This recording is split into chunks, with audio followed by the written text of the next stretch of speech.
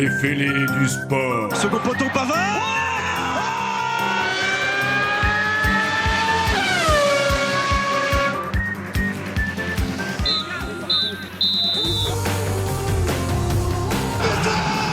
Fantastique de Romain Tabat.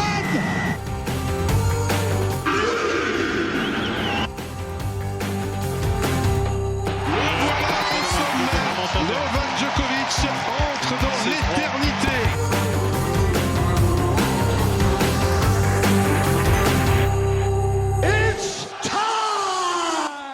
Bonjour et bienvenue pour le deuxième épisode des Fêlés du sport. Aujourd'hui avec moi pour présenter l'émission, j'ai le fêlé David. David, comment vas-tu ? Eh ben, très bien, j'espère que tout le monde est en forme pour l'émission, la deuxième. Ok, et un nouveau fêlé, enfin il était avec nous la dernière fois avec la parenthèse rugby, c'est Baptiste. Comment ça va Baptiste ? Eh bien écoute, très bien, heureux de participer à cette nouvelle émission et de rejoindre l'aventure des fêlés. Super Baptiste. Excusez-moi. Allez, le sommaire de l'émission aujourd'hui, qu'est-ce qu'on va voir ? On va commencer avec le tennis et le Master 1000 de Shanghai. On reviendra sur la défaite de Carlos Alcaraz. On partira ensuite avec David, les histoires de tonton David. Pourquoi il n'y a pas de rugby à 15 au JO ? On ira du côté du foot avec la Coupe du Monde 2030 sur 3 continents. C'est une idée de génie ou c'est un désastre écologique ? Et on finira avec la minute musicale de Baptiste qui nous fera découvrir le chant de supporters. Et on a une petite surprise durant l'émission, on a l'immense honneur de recevoir Patrice Taffet de son surnom Pas Tout à Fait, qui est imitateur et qui interviendra tout au long de l'émission pour nous faire découvrir son talent. Allez, c'est parti pour l'émission numéro 2 des Fêlés du sport.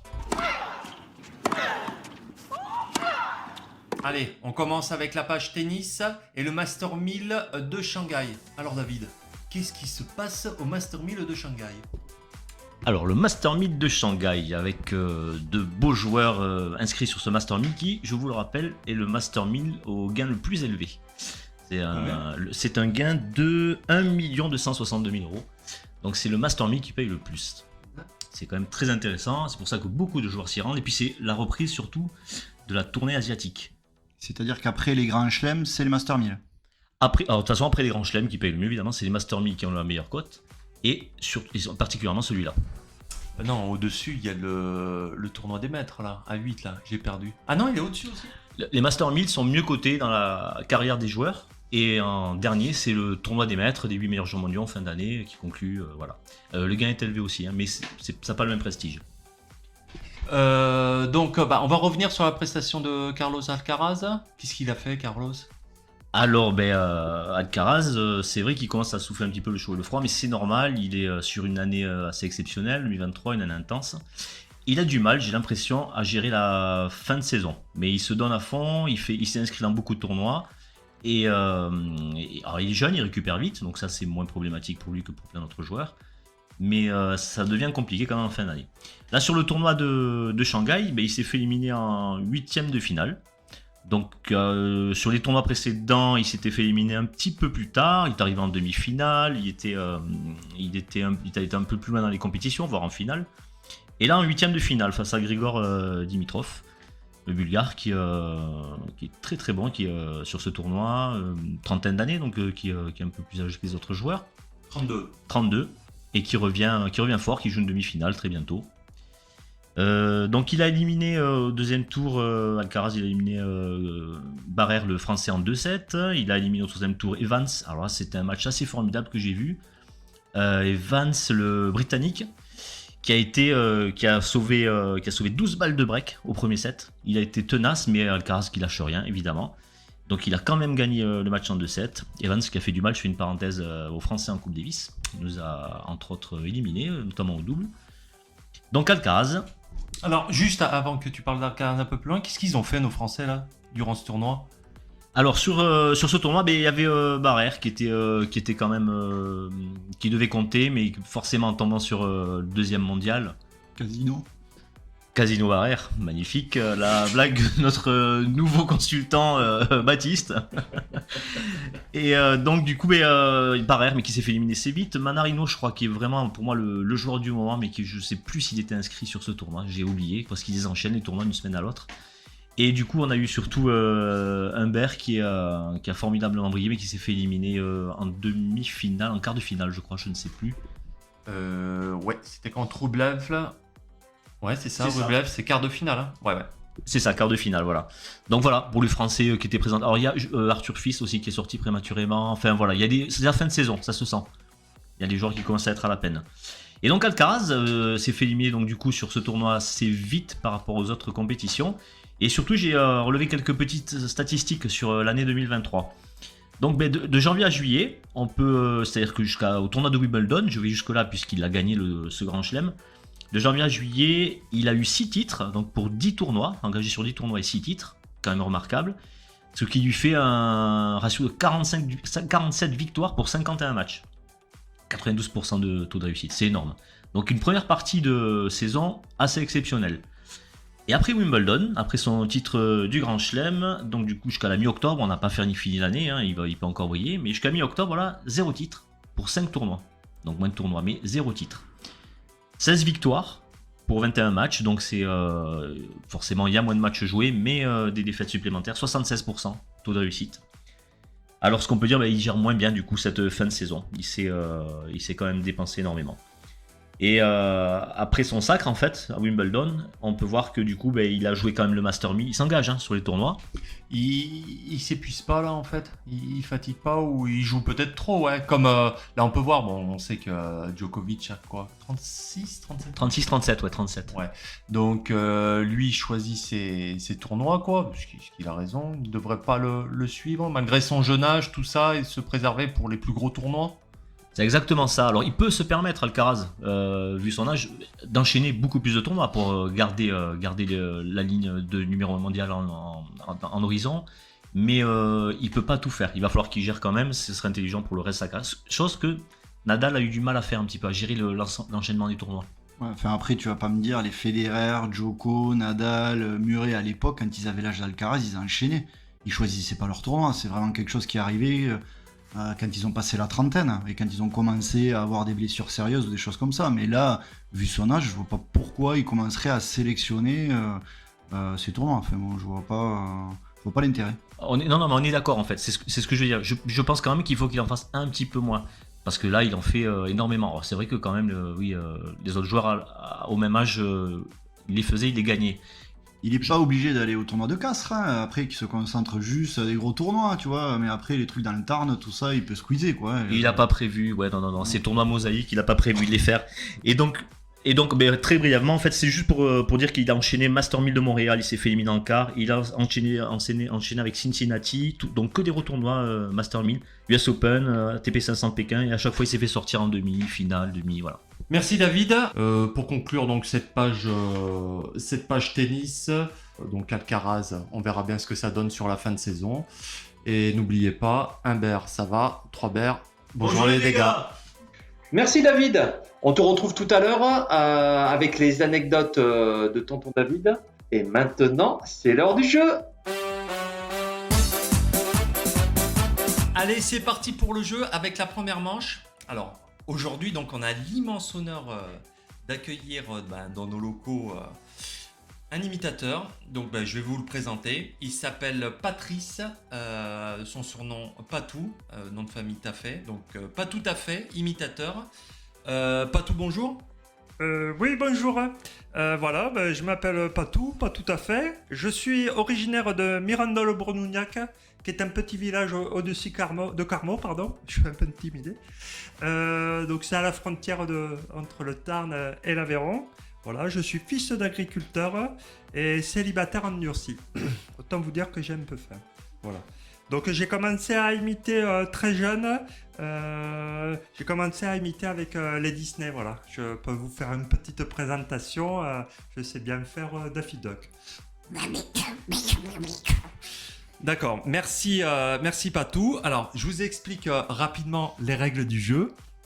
Donc, Patou va imiter une célébrité du sport ou non. et ensuite donc du sport ou non. Et il va essayer de vous faire deviner dans sa description donc une autre célébrité, mais elle est du monde du sport, d'accord ? Donc lui imite une célébrité du sport ou non, voilà.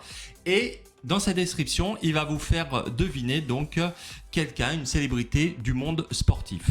C'est bon pour tout le monde ? Oui. Bon, je redonne la parole à Patou. Patou, vous êtes prêt ? Oui, je suis prêt. Ça va être parti. Alors, excusez-moi, je me prépare. Allez. Champion du monde en catégorie poids lourd, et reste le plus jeune boxeur de cette catégorie à avoir remporté un titre mondial. Oui, David ? Alors le sportif, c'est Mike Tyson ? Oui, c'est ça. Et donc, je continue. À 20 ans surnommé Kid Dynamique. Oui, Baptiste ? Laurent Ruquier, mais c'est vraiment mal fait. Oui, c'est ça, David, oui. Ah, merci Patou. Donc, mais un point chacun, les garçons. Merci de noter. Donc, on va entamer. Patou, vous êtes prêts pour la deuxième imitation ? Allez, c'est à vous, Patou. Oui, merci. Allez, excusez-moi, je me chauffe un peu. Une joueuse professionnelle de tennis russe dont la carrière est internationale. Oui, David. Pour moi, c'est Baptiste, mais c'est Gollum. Oui, bien trouvé. Je continue, c'est en 2001 à 2020. Premier russe à réussir plusieurs performances majeures sur le circuit féminin. Oui, Baptiste, non. Tout d'abord, elle est la première russe à remporter Wimbledon. Oui, Baptiste. Sharapova. Oui, c'est ça, Baptiste. Merci, Baptiste. Un deuxième point pour Baptiste. Ah non, 3 à 1, c'est ça ? Oui, on me dit que c'est ça en régie, donc 3 à 1. Allez, on termine par la dernière imitation et on passera au sujet suivant après. Allez, Patou, vous êtes prêt ? Oui, je suis prêt, moi. Quand il faut y aller, j'y vais. Hein. Alors, on y va. Né le 15 novembre 1996 à la Nemezan. Oui, Baptiste. Zinedine Zidane et Antoine Dupont. Alors, il y a une bonne réponse, mais l'autre, c'est pas ça. Antoine Dupont, c'est bon. Oui, David. Je sais pas si c'est la maison, mais Anthony Gelonche. C'est ça, je suis Anthony Gelonche. Et d'ailleurs, je passerai un message au vrai Anthony Gelonche que s'il pouvait, par un hasard hasardeux, s'il écoute l'émission, qu'il nous dise si on dit Gelon ou Gelonche. Mais moi, de Miranda le Bournoniac, je dirais Gelonche. Ok, merci Patou. Allez, c'est terminé pour cette première manche. Donc on revient au score, c'est quoi les scores ? 4 à 2. 4 à 2 pour Baptiste. Donc voilà. Mais ce n'est pas terminé, il reste encore 2 autres manches. Allez, c'est parti pour les histoires de Tonton David. Chacun sa route, chacun son chemin. Bon David, qu'est-ce que tu as de beau à nous raconter ? Alors, moi je voudrais vous parler du rugby aux Jeux Olympiques. Donc, le rugby, il y a le rugby à 7 évidemment depuis quelques temps qui est là, qui est très bien, c'est une belle formule. Mais en fait, pourquoi il n'y a pas de rugby à 15 ? Puisqu'on voit tellement de sports, et le foot dans leur forme classique et connue, le tennis, voilà, bon bref, il n'y a pas de rugby à 15. En fait, il faut savoir que le rugby à 15, il était dès le début des JO de l'ère moderne. Donc les Jeux Olympiques qui existent depuis 1896, les JO de l'ère moderne, bien sûr. Et aux JO de Paris, donc du coup en 1900, je crois que c'est les JO de Paris, là ça va être la troisième fois, je crois. Donc aux JO de Paris, en 1900, le rugby qui connaît un petit succès face à la presse française de l'époque, mais qui était déjà là. Donc il y a déjà eu du rugby donc, au JO alors. Exactement. Il est inscrit dès le départ des JO de l'ère moderne, le rugby à 15. Donc en 1900, voilà, peu d'intérêt, le rugby est là. D'ailleurs, je crois que je sais plus si j'ai les stats de la finale en fait sur ce qui s'était passé. Je crois que la France est arrivée en finale et avait perdu, notamment sur ces JO là.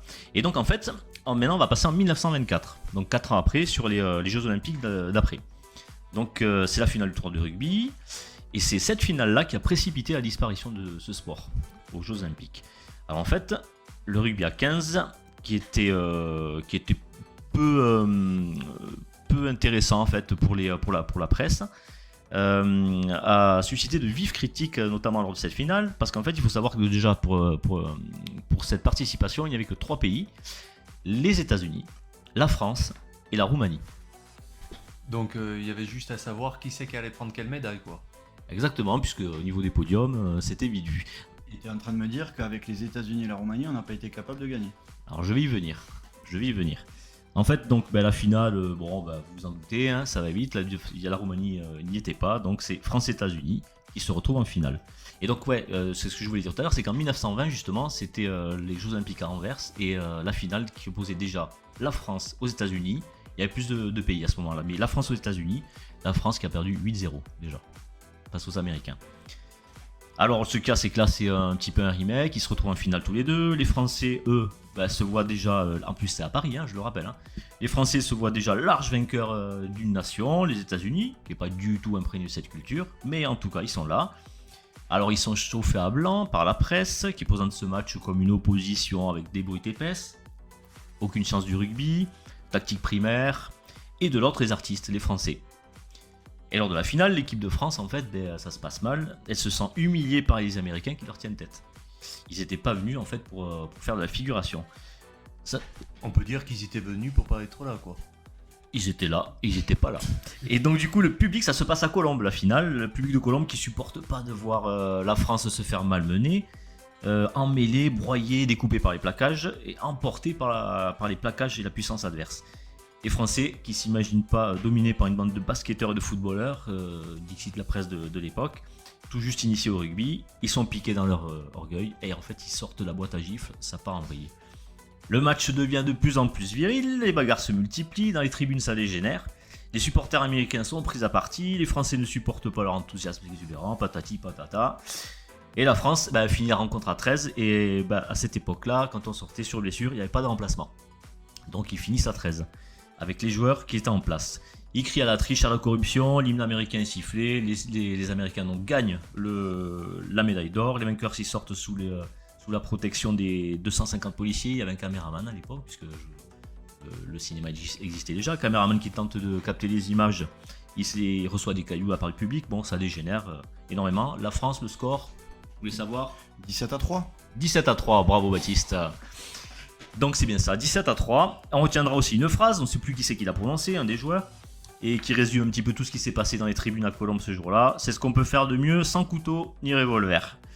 Et depuis, du coup, et à cause de cette finale de boucher charcutier, le rugby à 15 a disparu des programmes olympiques.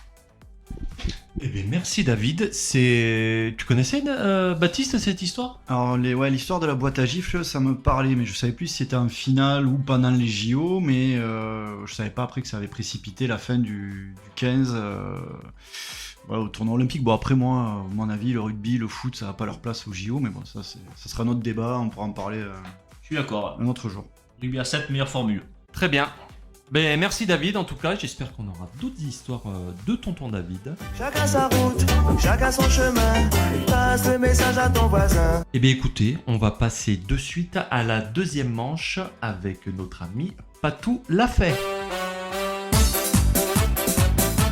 Allez, c'est parti pour la deuxième manche avec Patou. Patou, tout va bien ? Oui, tout va bien. Toujours content d'être avec vous et avec mes deux copains, David et Baptiste. Alors, on se rappelle de la règle du jeu des garçons, tout ça, tout va bien ?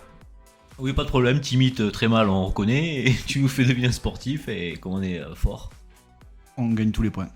Voilà. Bon, je rappelle le score, 4-2 pour Baptiste. Et bien, je vais laisser la parole à Patou. Allez, Patou, c'est à vous. Merci. Alors, je suis prêt, je me concentre. Salut les Trouducs, née le 6 décembre 1973 à Paris, est une journaliste et animatrice de télévision française. Hein ? Il est content ? En 1994, elle obtient son baccalauréat série B. Ça va les grognasses là-bas ? On est bien ? Ok, je continue. et l'intégrité des journalistes après 2 ans de formation. Ouais, David? Ségolène Royal. Non, pas du tout, Troduc. T'arriveras même pas à trouver. Après 2 ans de formation et un stage à France Inter, elle est recrutée par France 2 pour la Coupe du Monde 1998. Ensuite, de 2005 à février 2008, elle a animé l'émission 100% foot sur M6. Aux côtés... Ouais, Baptiste? C'était Denis. Et alors, au niveau de l'imitation, j'hésite avec la peluche, tu sais, à laquelle on met la main dans le cul, là. Ouais, la première c'est bon, vas-y, tu l'as? T'as taillé? C'est un cousin éloigné à moi. Je sais pas comment il s'appelle, là, c'est... Jeff Manaclock? Mais c'est ça, c'est la mascotte. Ouais, vas-y. Jean-Marc? Ouais, c'est ça, bande de trous que vous avez trouvé. Allez, je m'occupe des grenasses après. À plus. Bon, voilà, vous avez trouvé. C'est bien. Je continue, Christophe? Oui, vous pouvez continuer, Patou. Les scores? Donc 1 point de plus partout, donc ça fait 5-3, c'est ça? 5-3 pour Baptiste. Allez, Patou, on continue. Vous êtes prêts? Toujours. Allez, j'y vais. Pilote de Formule 1 de 1994 à 2004.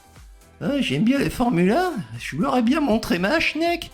Comme la plupart des pilotes, c'est en karting. Alors, adolescent fait ses débuts en compétition. En 1981 et en 87, il remporte le volant Elf et en dispute ainsi le championnat de France de Formule Renault. Attention, j'ai tombé mon chapeau. Le championnat de France de Formule Renault en 88 et il devient champion en 89. Alors, les deux en même temps? Imitation, c'est le père de Homer Simpson? Non, mais c'est vrai que ça ressemble. Le père d'Homer Simpson, ça serait plus... Homer, il peut parler plus comme ça. Non, là, c'est une femme. Baptiste? Marge Simpson, alors? Non, Marge, elle parle comme ça. Bon, je continue. Concentrez-vous, les garçons. Je vous ai donné un indice tout à l'heure en parlant de ma schneck, hein. Alors, en 92, avant de devenir champion en 93, devant Pedro Lamy et David Coulthard, pilote automobile français. Je suis né le 2 septembre 66. Ah oui, Baptiste? Alain Prost? Non, il remporte son unique victoire sous la pluie au Grand Prix de Monaco en 96, au volant d'une Ligier Mugen Honda. Je suis... Je suis perdu. Joli. Allez, David, si t'es gentil, après je te montrerai un truc.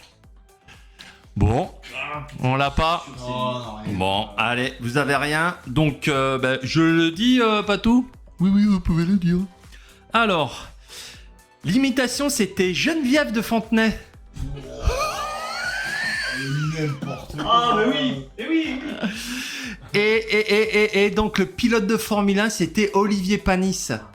Ouais, donc Olivier Panis qui avait remporté donc sa victoire à Monaco en 96. Ah, c'était donc ça, en fait, le lien entre la schneck et le panis. Ouais. Oh bien, jeu de mots. Ah, mucho. Allez, on continue pour...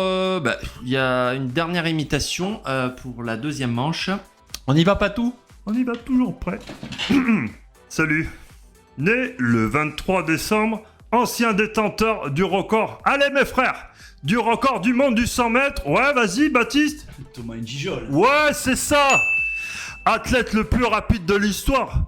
L'histoire de la discipline, il est sacré champion olympique en 2016. Et champion du monde. Ouais, c'est cool, bande de crevards. Champion du monde en 2009 et 2015 du relais 4 x 100 mètres. Il n'a jamais remporté de titre majeur, c'est un athlète jamaïcain. Il remporte ses titres en relais avec ses compatriotes Nesta Carter, Michael Fraser, Steve Mullins et Usain Bolt. Ce dernier, bande de crevards, au même titre que l'américain Tyson Gay, fait partie de ses principaux adversaires sur 100 mètres durant sa carrière. Qui suis-je? Alors, si je résume pas tout, c'est un athlète jamaïcain qui a couru le 100 mètres, mais c'est pas Usain Bolt. Et alors? Est-ce qu'on l'a, les garçons? Non. On n'a rien? Non.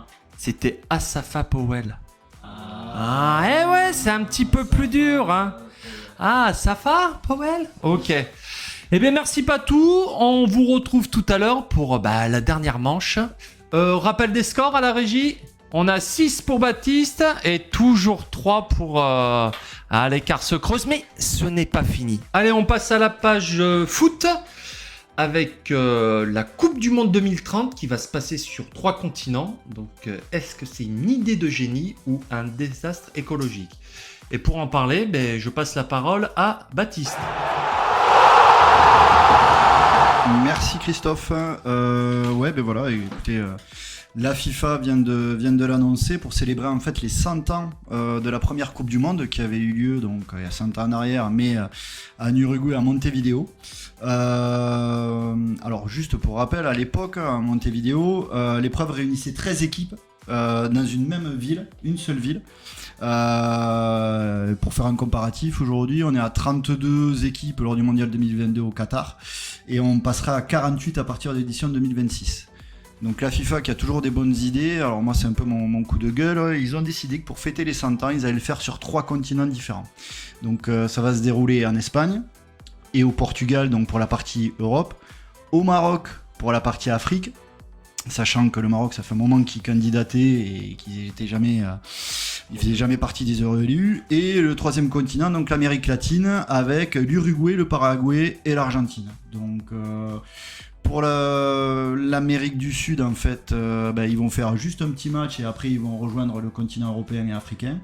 Et après, ça va se dérouler donc Espagne, Portugal et Maroc. Donc moi, je trouve ça complètement fou. Voilà, je voulais avoir votre avis, mais moi, je partage pas du tout l'idée de la FIFA. Mais ça fait un moment qu'ils ont des idées vraiment farfelues et qui me plaisent pas. Donc voilà, je vous passe la main. David, ton avis? Bah, moi, juste me pose une question. Ça va durer quoi, 6 mois la compétition là, ou quoi avec autant d'équipes, autant de pays la durée s'est rallongée? Non, après la durée est la même. La seule chose, c'est que tu vas avoir un premier match sur le continent d'Amérique du Sud pour faire plaisir à l'Argentine, au Paraguay et à l'Uruguay. Et après, une fois qu'ils ont fait le match, ils prennent l'avion et ils vont rejoindre les autres équipes sur le continent européen et africain pour le Maroc. Donc c'est sur un mois, hein, ça va rien changer. D'un point de vue pratique, je sais pas aussi, avec des décalages horaires et tout, comment ils vont faire pour diffuser les matchs, enfin les poules, tout est décalé, les jours, parce qu'il faut de l'audience aussi, il faut quand même qu'il y ait des heures de grande écoute par rapport aux diffusions dans chaque pays. Donc quand un match se joue à 17h dans un pays, en fait c'est 21h dans l'autre, donc ça colle à peu près pour l'affluence, pour le médiamétrie, quoi, pour les télés. Mais je sais pas, parce que ça coûte de l'argent. En fait, c'est quand même, je parle juste d'un point de vue pratique, je parle même pas écologique pour l'instant. Après, je pense que honnêtement, de mon point de vue, la FIFA aujourd'hui, c'est quelque chose dont ils n'ont rien à faire. Ce qu'ils veulent aujourd'hui, on le voit, quand tu vois qu'il y a 100 ans, tu avais 13 équipes, aujourd'hui on est à 48 équipes. Bon, bientôt, si à ce rythme-là, on n'aura même plus de phase qualificative, tout le monde sera qualifié, et puis ça fera plaisir à tout le monde. L'idée, c'est du business, quoi, tout simplement, c'est de faire du pognon. Du fait d'avoir 3 continents, en même temps tu fais plaisir à tout le monde, donc quand tu votes, puisqu'en fait t'as plusieurs pays candidats, hein, là on avait l'Ukraine qui était candidat pour 2030, il faut le savoir, il y avait aussi l'Argentine, le Chili, l'Uruguay. Bon là maintenant t'as 3 continents, donc quand tu demandes des votes justement au pays, t'as plus de facilité à obtenir gain de cause si t'as 3 continents réunis que si t'as qu'un seul pays. Voilà. Après moi je regrette l'époque où tu avais la Coupe du Monde en Espagne, la Coupe du Monde en France, ou même en Afrique du Sud, dans un seul pays, quoi. Mais bon, c'est comme ça. D'accord, merci. Pour ma part, alors je mets toujours côté écologique à part. Est-ce que c'est pas bien au niveau, il marque le coup, c'est les 100 ans, c'est la fête, quoi. Je veux dire, ça se passe sur le monde entier, il y a 5 continents, quoi, en tout, mais je veux dire, d'en faire profiter tout le monde, quoi. Autant pour les spectateurs, autant pour ceux qui vont dans les stades, tout ça. Donc, moi, je pense que ça peut être une bonne fête du football pour vraiment marquer le coup. Ils vont pas le faire à chaque fois, quoi. Et voilà, c'est sûr que point de vue écolo, même pour la fatigue des joueurs, tout ça, surtout qu'on est en plein dedans, l'empreinte carbone, tout ça, c'est un peu catastrophique de ce côté-là, quoi. Hein. David ? Oui, effectivement, moi l'idée je la trouve vraiment impeccable. C'est la Coupe du Monde, utiliser les territoires de la planète entière presque, enfin, c'est très bien. Mais en fait, je me souviens plus quel euro c'était, où il y a eu 2-3 pays, c'était qui avec l'Allemagne, c'était qui? Tu l'as déjà eu, tu as eu l'Euro 2000, où tu avais en fait la Belgique et les Pays-Bas en fait qui l'organisaient ensemble, mais tu as le dernier Euro aussi qui a été organisé dans plein de pays européens. C'était une idée aussi fantastique de Michel Platini à l'époque, où pareil j'ai trouvé ça complètement fou. Alors d'un côté tu te dis que c'est la fête un peu dans tous les pays, mais pour moi, tu perds l'identité en fait de la compétition, du fait que ce soit éparpillé comme ça partout. Et on le voit là aujourd'hui avec la Coupe du Monde en France, le fait d'avoir tous les pays représentés chez nous, d'avoir tous les supporters qui se rassemblent dans un seul et même pays, dans une seule et même ville, enfin plusieurs villes. Voilà, moi c'est pas mon dada, c'est pas mon truc, mais maintenant la FIFA on le sait, l'objectif est plus financier que sportif, quoi. Merci Baptiste. David, un dernier mot à rajouter ou pas, ou on a fait le tour de la question? Non, on est tous d'accord sur le point de vue écologique. On passe sur l'écologie, ça c'est forcément sur cette compétition-là, on est d'accord que ça n'a pas de sens. Mais bon, ça, on n'en débat pas. On débat plutôt du sportif et ce que ça génère en image ou le reste, hein, c'est ça. Voilà, exactement. Bon, bah, peut-être qu'on y reviendra dessus un peu plus tard. Baptiste, tu en as pas... C'est bon? Rien d'autre à dire? Tu as vidé ton sac? Ça fait du bien? Bon, d'accord. Allez, on va passer maintenant à la troisième et dernière manche avec notre ami Patou Taffet. Allez, on se retrouve pour la troisième et dernière manche avec Patou. Patou, ça va? Oui, ça va toujours. Moi, je suis content d'être là et toujours avec mes deux copains là-bas et à la régie et tout. Elles sont bien mignonnes. D'ailleurs, si vous aurez leur 06, parce que comme je vous ai dit, j'ai vraiment Nadal. D'accord, Patou, on verra ce qu'on peut faire. Vous êtes prêts? Donc, il nous reste 3 questions. 3 imitations, donc 6 points au total. On rappelle les scores, 6 pour Baptiste et 3 pour David. Allez, Patou, je vous laisse la parole, c'est à vous. Faites-nous rêver. Bon, allez, je vais essayer. Hein. Alors... Bonjour. Fille d'un ingénieur des mines et d'une infirmière. Oui, David. L'imitation Elise Moon? Non, pas du tout. Bonjour. Fille d'un ingénieur des mines et d'une infirmière. Elle a 2 frères. Elle commence le jeu à l'âge de 7 ans. Elle intègre par la suite l'équipe de France de judo. Elle est sacrée championne. Oui, j'arrive. Je m'appelle Mich d'Europe de judo en 1984. Après, je peux parler comme ça un peu pour donner un peu l'indice, mais je repars comme ça après. En 1986, elle obtient je suis aussi, pour dire qui j'imite, à mes heures perdues, je suis moniteur d'auto-école. Mais j'ai pas l'accent du midi, normalement. Je sais pas pourquoi j'ai pas l'accent du midi. Bon, on continue, c'est pas grave. Elle obtient la 2e place au championnat du monde. Elle débute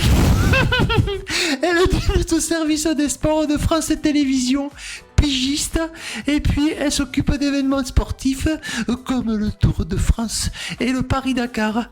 C'est pas le Shazam pour les imitations? Oui. David? Non, attends, je cherche. Je cherche. Elle quitte ensuite la France Télévisions pour rejoindre TF1. Sur cette chaîne, elle imite chaque 2005-2008 l'émission télé-réalité L'île de la Tentation. Oui, Ah, vas-y. C'est une blonde, mais je sais plus, c'est une blonde. Un demi-point pour ça. Bon, vous la... Cheveux courts. Bon, on va arrêter là. Merci Patou. Bon, je pense que c'est un peu une catastrophe sur celui-là, Patou. Hein. Donc il fallait trouver Céline.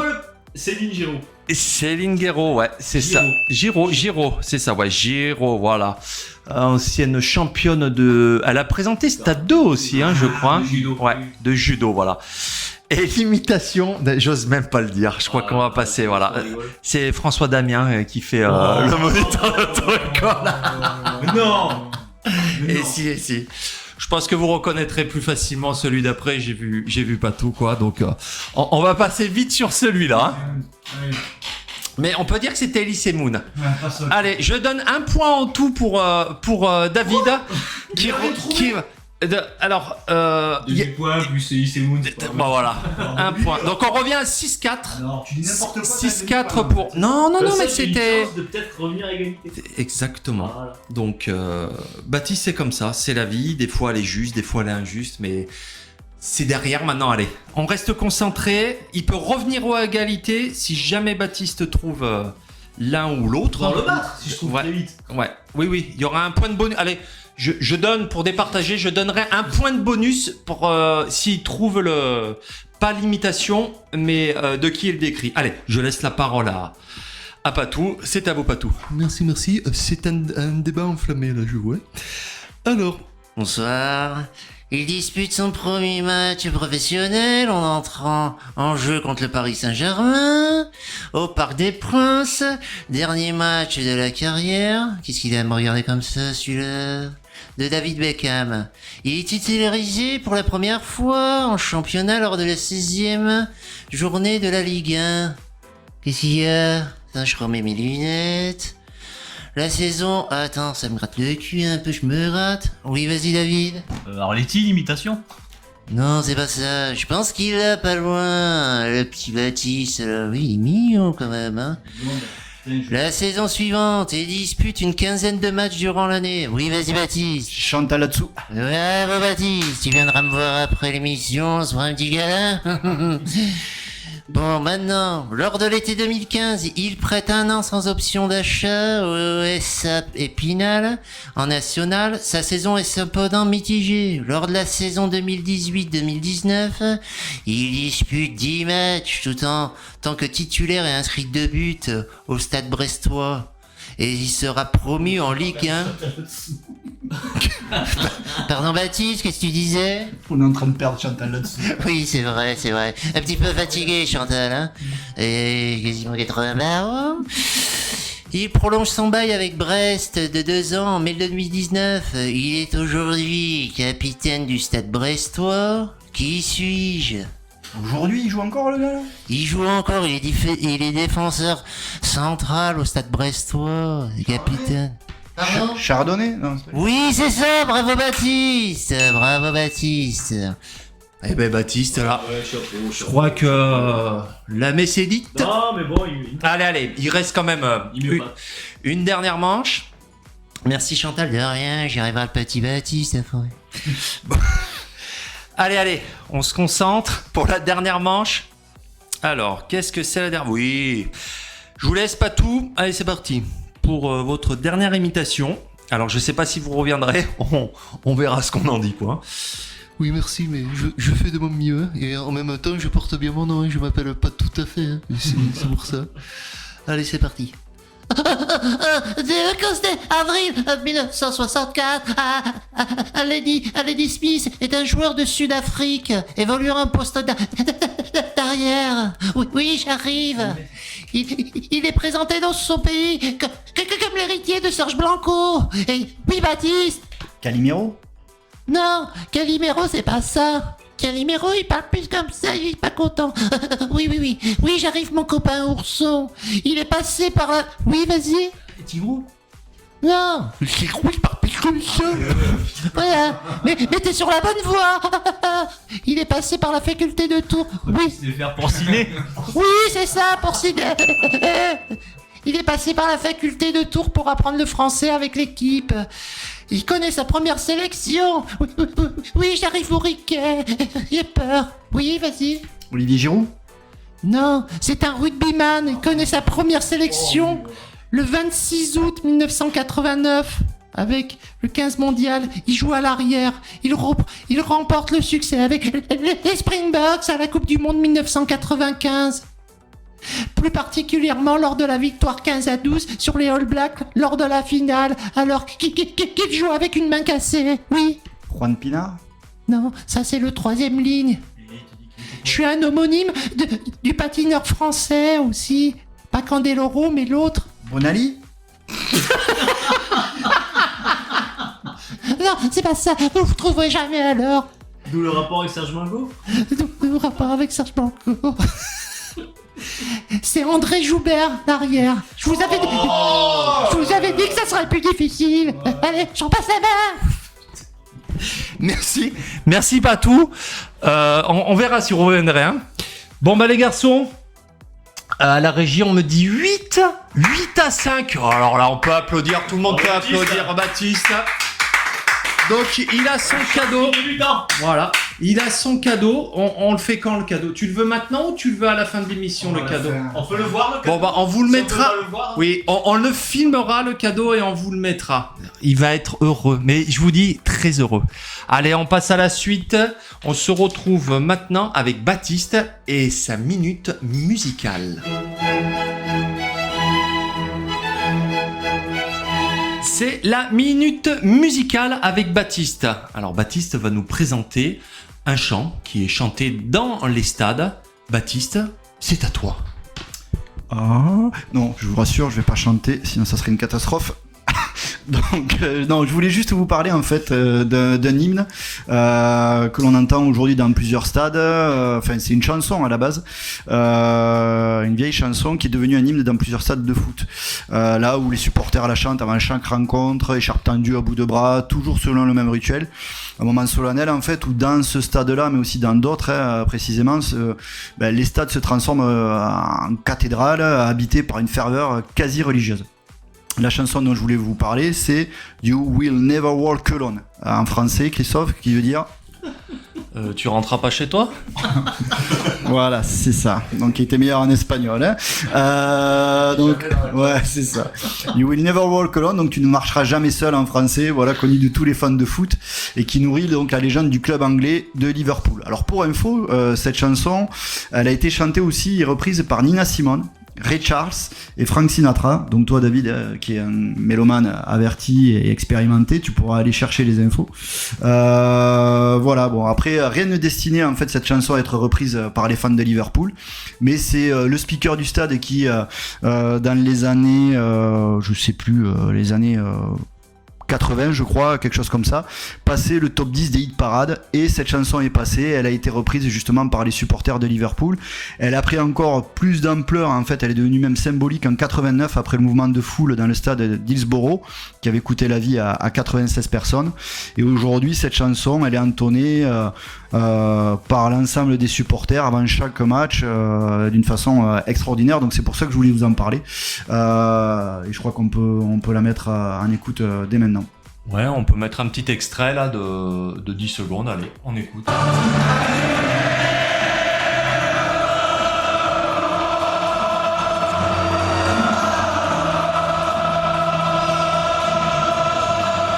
Voilà, et merci pour cet extrait, j'espère que ça vous a plu. Ah bah ça donne des frissons. Voilà. Enfin, moi ça me met les poils à chaque fois, hein, donc... Pareil pour moi, je trouve c'est magnifique ce chant, je vais dire plutôt. Voilà. Ce chant magnifique. Voilà. Et donc ça sera pas, tu ne rentreras pas chez toi ce soir, hein, Christophe, mais bien tu ne marcheras jamais seul, voilà en français. Je te repasse la parole, Christophe. Bon. Allez, ben merci Baptiste. Baptiste reviendra de temps en temps comme ça nous parler des chants dans les stades. Il y en a un paquet à voir, hein. Voilà. Bon écoutez les fêlés, la deuxième émission est terminée. Un petit ressenti, on s'est régalé? On a bien rigolé, puis surtout on a appris des choses. Ensemble, on a appris des choses, Baptiste. Ouais, pareil, écoute, c'était une première pour moi, j'espère que ce sera pas la dernière et que tu vas me reconduire, Christophe, que je serai re-signé pour les prochaines. Non, une belle expérience et puis hâte d'être à la prochaine. Allez, super. Bon, bien écoutez, on va vous dire au revoir et on se retrouve très prochainement, tous ensemble, pour une nouvelle émission. On s'embrasse et on s'en... Goku!